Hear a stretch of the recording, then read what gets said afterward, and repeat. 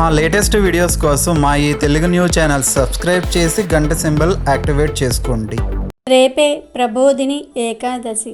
కార్తీక శుద్ధ ఏకాదశిని ప్రబోధిని ఏకాదశి, బృందావన ఏకాదశి అనే పేరుతో పిలుస్తారు. ఆషాఢ శుద్ధ ఏకాదశి రోజున పాలకడలిలో యోగనిద్రకు ఉపక్రమించిన శ్రీ మహావిష్ణువు కార్తీక శుద్ధ ఏకాదశి రోజునే మేల్కుంటాడని పురాణ కథనం. కార్తీక శుద్ధ ఏకాదశికే ప్రబోధన ఏకాదశి, దేవ ప్రబోధిని ఏకాదశి, ఉద్ధాన ఏకాదశి అని పేర్లు. తొలి ఏకాదశి రోజున శయనించిన శ్రీ మహావిష్ణువు ఈ ఏకాదశి రోజున యోగనిద్ర నుంచి మేల్కొనే రోజు కాబట్టి ఇది ఉద్ధాన ఏకాదశి అయ్యింది. దీనినే హరిబోధిని ఏకాదశి అని కూడా అంటారు. తొలి ఏకాదశి నాడు ప్రారంభమైన చాతుర్మాస్య వ్రతం ఈ ఏకాదశితో ముగుస్తుంది. మహాభారత యుద్ధంలో భీష్ముడు ఈ ఏకాదశి నాడే అస్త్ర సన్యాసం చేసి అంపశయ్య మీద శయనించాడు. యజ్ఞవల్క మహర్షి ఈ రోజునే జన్మించారు. ఈ రోజున ఉపవాసం ఉండి విష్ణువును పూజించి రాత్రి జాగరణ చెయ్యాలి. మర్నాడు ద్వాదశి గడియలు ఉండగానే విష్ణు పూజ చేసి పారణ చేసి అంటే భోజనం చేసి వ్రతాన్ని ముగించుకోవాలి. కార్తీక ఏకాదశి మహత్యం గురించి బ్రహ్మదేవుడు నారద మహర్షికి మధ్య జరిగిన సంభాషణ స్కాంద పురాణంలో కనిపిస్తుంది. పాపాలను హరించే ఈ ఏకాదశితో 1000 అశ్వమేధ యాగాలు, 100 రాజసూయ యాగాలు చేసిన పుణ్యం లభిస్తుంది. కొండంత పత్తిని చిన్న నిప్పురవ్వ ఎలా కాల్చి బూడిద చేస్తుందో అలాగే ఒక జీవుడు తన 1000 జన్మలలో చేసిన పాపాలను కాల్చివేస్తుంది ఈ ఏకాదశి ఉపవాస వ్రతం. ఈరోజు చిన్న పుణ్యకార్యం చేసినా అది సుమేరు పర్వతానికి సమానమైన పుణ్య ఫలితం ఇస్తుందని, ఈ ఏకాదశి వ్రతం చేసిన వారికి సాధించలేనివి ఏమీ ఉండవని సాక్షాత్తు బ్రహ్మదేవుడు వివరించాడు. పుణ్యక్షేత్ర దర్శనాలు, యజ్ఞ యాగాలు, వేదం చదవటం వల్ల కలిగిన పుణ్యానికి 1,000,000 రెట్ల ఫలం ఈ ఏకాదశి ఉపవాస వ్రతం చేసిన వారికి లభిస్తుందని బ్రహ్మదేవుడు నారద మహర్షితో అన్నారు. ఈరోజు ఒకరికి అన్నదానం చేస్తే సూర్యగ్రహణ సమయంలో పవిత్ర గంగా నదీ తీరాన 1,000,000 మందికి అన్నదానం చేసినంత ఫలితం. వస్త్రదానం, పండ్లు, దక్షిణతో కూడిన తాంబూలాన్ని పండితులకు ఇస్తే ఈ లోకంలోనే గాక మరణం అనంతరం పరలోకంలో కూడా సర్వసుఖాలు లభిస్తాయి. కార్తీక శుద్ధ ఏకాదశి రోజున బ్రహ్మాది దేవతలు, యక్షులు, కిన్నెరులు, కింపురుషులు, మహర్షులు, సిద్ధులు, యోగులు తమ కీర్తనలు, భజనలు, హారతులతో పాలకడిలిలోని శ్రీ మహావిష్ణువును నిద్రలేపుతారు. అందువల్ల ఉద్ధాన ఏకాదశి రోజున ఎవరు శ్రీ మహావిష్ణువుకు హారతి ఇస్తారో వారికి అపమృత్యు దోషం తొలగిపోతుందని పురాణాలు తెలియజేస్తూ ఉన్నాయి. కాబట్టి ఈరోజు విష్ణుమూర్తికి హారతి ఇవ్వాలి. అలా కుదరకపోతే దేవాలయానికి వెళ్ళి అక్కడ స్వామికి ఇచ్చే హారతిని కన్నులారా చూసినా, హారతి కర్పూరం సమర్పించిన అపమృత్యు దోషం పరిహారం జరుగుతుంది. అయితే ఈరోజు అంటే ఈ కార్తీక ఏకాదశి రోజు మర్చిపోకుండా ఈ 2 వస్తువులను కొని ఇంటికి తెచ్చుకుంటే తరతరాలు తిన్నా తరగని ఆస్తి వస్తుంది. డబ్బే డబ్బు, లక్ష్మీదేవి అనుగ్రహం సిద్ధిస్తుంది, చక్కటి యోగం ప్రాప్తిస్తుంది, కష్టాలు పోతాయని పండితులు చెప్తూ ఉన్నారు.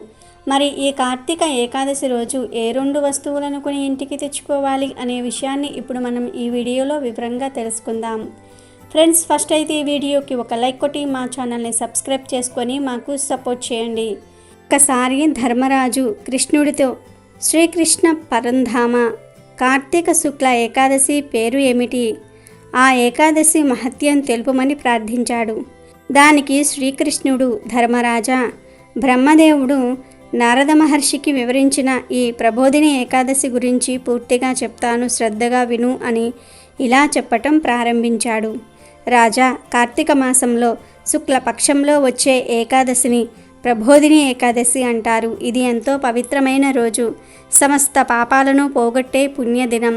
గంగా నదితో పాటు సమస్త పుణ్యతీర్థాలు పోగొట్టే పాపాలన్నిటినీ కూడా ఈ ఒక్కరోజు చేసే ఉపవాసం పోగొడుతుంది. అంతటి శక్తి ఈ ప్రబోధిని ఏకాదశికి ఉంది.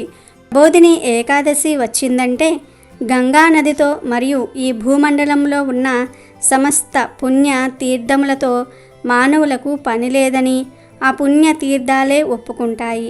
ఈ ఏకాదశి చాలా మహత్తరమైనది అని శ్రీకృష్ణుడు ధర్మరాజుకు వివరించాడు. భగీరథుడు మహా తపస్సు చేసి గంగానదిని ఈ భూమి మీదకు తీసుకువచ్చాడు. అప్పుడు గంగానది, నేను ప్రబోధిని ఏకాదశి రోజు వరకు పాపాలను పోగొడతాను అంటుంది. అంటే ప్రబోధిని ఏకాదశి రోజు ఇక గంగానదితో పని లేదు. ఈరోజు ఆచరించే పుణ్య కార్యాల వలనే మానవుల పాపాలన్నీ కూడా పోతాయని అర్థం. ఈరోజు ఉపవాసం చేస్తే వేల కొద్దీ అశ్వమేధ యాగాలు చేసిన ఫలితం వస్తుంది. అంతేకాదు 100 రాజసు యాగాలు చేసిన ఫలితాన్ని పొందుతారు. పూర్తిగా ఉపవాసం ఉండలేని వారు టిఫిన్ చేయవచ్చు, లేదా పాలు పండ్లు లాంటివి తిని కూడా ఉపవాసం చేయవచ్చు. ఇక ఈరోజు స్నానం చేసే నీటిలో గుప్పెడు తులసి ఆకులను కానీ లేదా గుప్పెడు రాగి ఉసిరి చెట్లు ఆకులను కానీ తీసుకొని చేతితో బాగా నలిపి తరువాత వాటిని నీటిలో వేసుకొని స్నానం చేయాలి. ఈ ఏకాదశి రోజు ఇలా స్నానం చేస్తే 1,000 జన్మల పుణ్యం వస్తుంది. అలాగే ఈరోజు స్నానం చేసే సమయంలో గంగే చ యమునే చేవ గోదావరి సరస్వతి నర్మదే సింధు కావేరి జలేస్మిన్ సన్నిధం కురు అనే శ్లోకాన్ని చదువుకోవాలి. ఇలా చదివితే సమస్త పుణ్యనదుల్లో స్నానం చేసిన ఫలితం వస్తుంది. ఇక ప్రత్యేకించి ఈ కార్తీక ఏకాదశి రోజు 2 వస్తువులను కొని ఇంటికి తెచ్చుకుంటే చాలా మంచిదని, తరతరాలకు తరగని ఐశ్వర్యం వస్తుందని పెద్దలు చెప్తూ ఉన్నారు. ఆ వస్తువుల్లో మొదటిది ఉసిరికాయ పచ్చడి. మీరు తిన్నా తినకపోయినా ఈ ఏకాదశి రోజు ఉసిరికాయ పచ్చడి కొని ఇంటికి తెచ్చుకుంటే చాలా మంచిది. లక్ష్మీనారాయణుల అనుగ్రహం కలుగుతుంది. ఇలా ఈరోజు ఉసిరి పచ్చడిని కొని ఇంటికి తెచ్చుకోవటం వలన తరతరాలకు తరగని ఐశ్వర్యం వస్తుంది. కష్టాలన్నీ కూడా పోతాయి.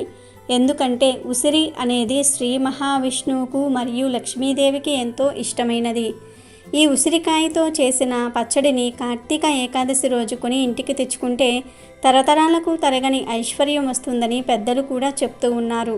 కనుక అందరూ కూడా ఈరోజు ఉసిరికాయ పచ్చడిని కొని ఇంటికి తెచ్చుకోండి. ఇక రెండవది ఉప్పు.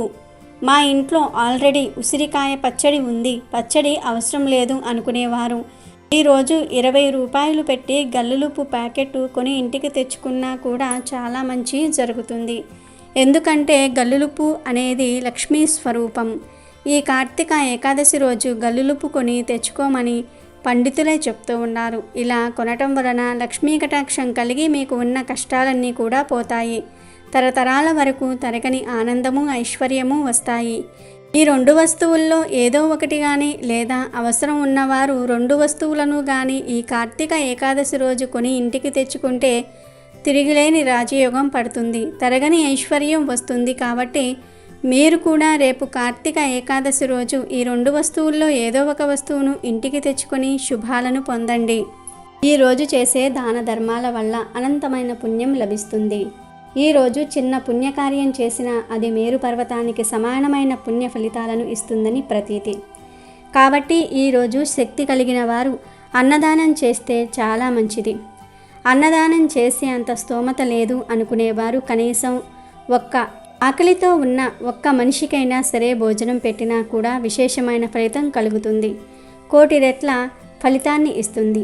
ఈరోజు ఒక్కసారి భుజించేవాడు ఒక జన్మలోని సమస్త పాపాలను నశింపచేసుకుంటాడు. కేవలం రాత్రి మాత్రమే భుజించేవాడు 2 జన్మల పాపాలను నశింపచేసుకుంటాడు.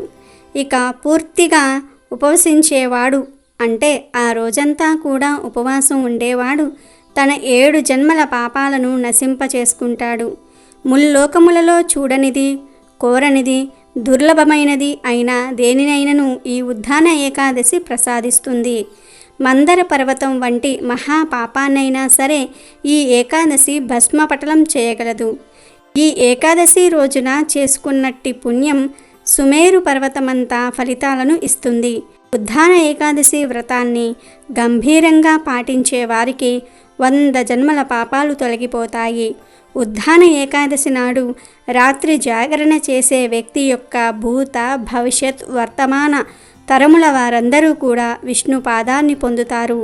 కార్తీక మాసంలో వచ్చే ఈ ఏకాదశి వ్రతాన్ని పాటించని వారికి సమస్త పుణ్యం నశిస్తుంది.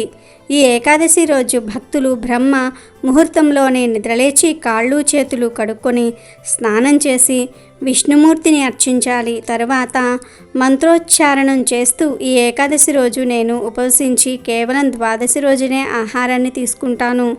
ఏ పుండరీకాక్ష అచ్యుత, నేను నీకు శరణుజొచ్చి ఉన్నవాడను వ్రత దీక్షను చేపట్టాలి. ఈ ఏకాదశి వ్రతాన్ని మనిషి పరమానందంతో ఆచరించి విష్ణు చెంత రాత్రి జాగరణ చేయాలి. జాగరణ చేస్తూ భగవంతుడి దివ్య గుణాలను కీర్తించాలి, వినాలి. ఈరోజు సమస్త లోభాలను విడిచిపెట్టాలి. ఈరోజు విష్ణువును కదంబ పూలతో అర్చించేవాడు యమ సదనానికి వెళ్ళడు. గులాబీ పూలతో అర్చించేవాడు నిశ్చయంగా ముక్తిని పొందుతాడు. ఈరోజు విష్ణుమూర్తిని వకుల అశోక పుష్పాలతో అర్చించేవాడు ఆకాశంలో సూర్యచంద్రులు ప్రకాశించేంత వరకు శోక విముక్తుడై ఉంటాడు. దేవదేవుణ్ణి సమీపత్రాలతో పూజించేవాడు యమరాజు దండన నుంచి తప్పించుకుంటాడు. చంపక పుష్పాలతో పూజించేవాడు ఈ భౌతిక జగత్తులో తిరిగి జన్మించవలసిన పని ఉండదు. విష్ణువుకు పసుపు పచ్చని కేతకీ పుష్పాలను సమర్పిస్తే కోట్ల కొలది జన్మలలో ప్రోగుబడిన పాపాలు నశిస్తాయి. ఏకాదశి రోజు రాత్రి మనుజుడు జాగరణ చెయ్యాలి. ద్వాదశి రోజు అతడు విష్ణువును ఆరాధించి బ్రాహ్మణులకు భోజనం పెట్టి వ్రత పరిసమాప్తి చేసుకోవాలి. చివరిగా ఈరోజు శక్తి అనుసారం గురుదేవుణ్ణి అర్చించి ఆయనకు దక్షిణను సమర్పిస్తే భగవంతుడు అతని ఎడల ప్రసన్నుడవుతాడు. అమెజాన్లో బెస్ట్ డిస్కౌంట్స్ కోసం వీడియో డిస్క్రిప్షన్లో లింకు ఉంది, చూడండి. అలాగే మా టెలిగ్రామ్ ఛానల్ సబ్స్క్రైబ్ చేసుకోండి.